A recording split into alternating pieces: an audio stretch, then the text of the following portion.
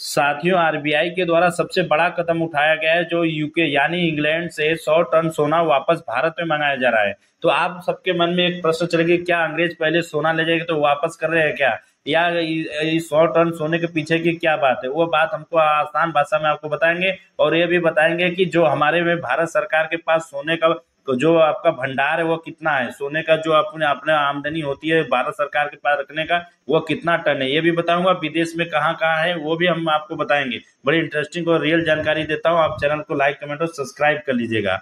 चलिए मैं आपको बताता हूँ कि यह मामला हुआ क्या है। जैसे समझ लीजिए कि हम लोग अपने घर में कोई सोना रखते हैं, मान लो 200, 300, 500 ग्राम जो भी हो, 1 केजी, तो हम क्या करेंगे, अपने आप को सेव करने के लिए दूसरे हम बैंक में लॉकरों में रखते हैं, जैसे एसबीआई या जो भी हो, आईसीसी जो भी बैंक हो, उसमें लॉकर में रखते हैं, उसका चार्ज देते हैं।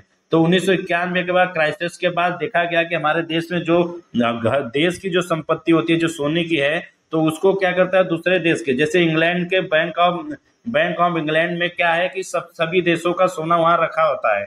तो इसमें वहां पर सिक्योर होने के लिए आपको मतलब सिक्योरिटी सेफ्टी देती है। इनका देश क्या है कि चारों तरफ से समुद्र से घिरा हुआ, किसी से बॉर्डर शेयर करते नहीं है, तो वहां पर अपना सोना भारत सरकार भी 314 टन अपना सोना वहां जमा कर रखा था।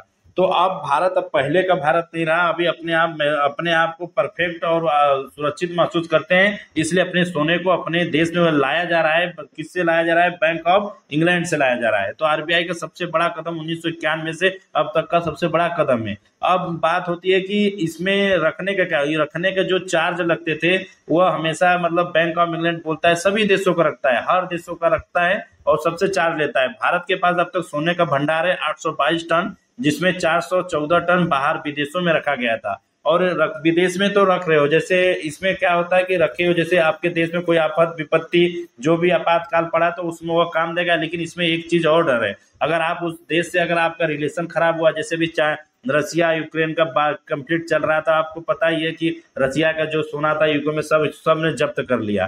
तो इसमें ये भी खतरा होता है, कल के भारत पीओके में चला गया, अगर कोई पीओके को लेने चला गया तो ये वहां पर जहां सोना रखे हो इंग्लैंड में, वो नाराज हो गया तो बोलेगा नहीं इनका सोना जब्त कर लो।